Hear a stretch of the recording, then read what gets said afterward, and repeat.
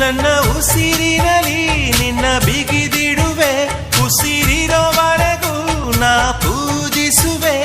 ಈ ಆಸೆಗೆ ನಂತೀಯ, ನನ್ನ ಭಾಷೆಗೆ ಹೂವಂತೀಯ.